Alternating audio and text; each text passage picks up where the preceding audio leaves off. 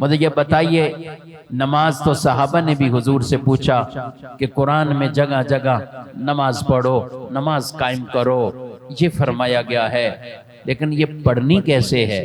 نماز ہے کیسے؟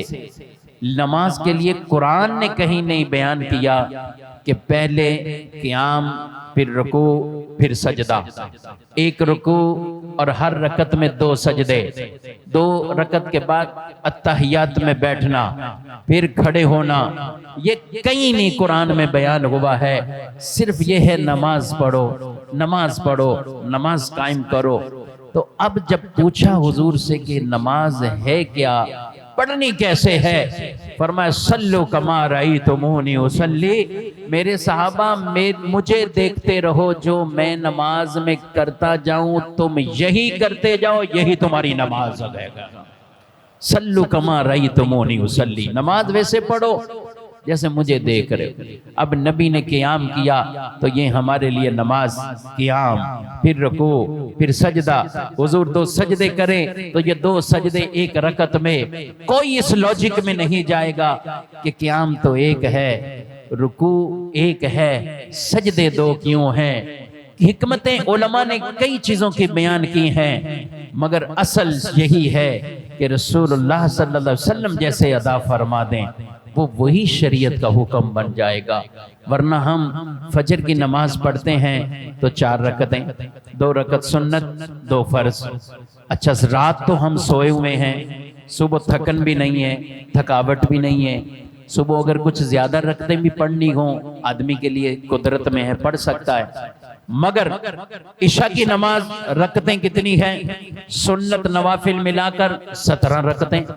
اب کوئی اس طرف جائے اور یہ سوچے دن بھر تو آدمی تھکے ہوئے ہوتے ہیں، عشاء میں 17 اور رات کو آرام کیا ہے، فجر میں 4، دوپہر کو دکانوں کے ٹائم، آفس کے ٹائم کہیں اور جانا ہے تو ظہر کی نماز ہے، تو اس کے اندر ہمیں 12 رکعتیں ہیں سنت نوافل ملا کر۔ جمعے میں آئیں 14 رکعتیں، جو رکعتیں اپنی جگہ پر 4 رکعت سنت قبلیہ جو جمعے سے پہلے، 2 رکعت نماز جمعہ کے، پھر 4 سنت، پھر 2 سنت 2 نفل۔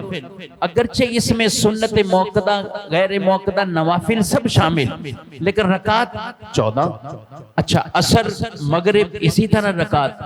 تو کوئی اس منطق میں نہیں جائے گا کہ صبح آرام کیوں میں 17 رکعتیں فجر میں لے آئیں اور عشاء میں 4 رکعتیں لے کر چلے جائیں، نہیں، کیونکہ رسول اللہ صلی اللہ علیہ وسلم نے جیسے ادا فرما دی ہیں، اللہ نے ویسے ہی امت کے لیے شریعت بنا دیا ہے اس چیز کو۔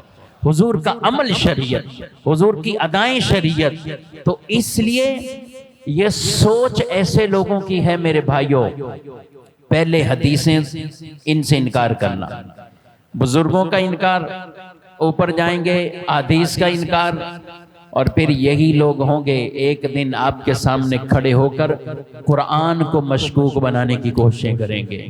اگرچہ آج بھی ایسی کئی چیزیں سامنے آ جاتی ہیں اور لوگ قرآن مجید کی آیتوں کو بھی مشکوک بنا دیتے گئے، مگر امت اسے قبول نہیں کرے گی۔ یہ اللہ پاک نے اس امت کو یہ ذہانت، قوت، طاقت اور علم عطا کیا ہے، امت اس چیز کو قبول نہیں کرے گی اگر کوئی ایک لفظ میں بھی آگے پیچھے قرآن کو مشکوک بنانے کی کوشش کرے۔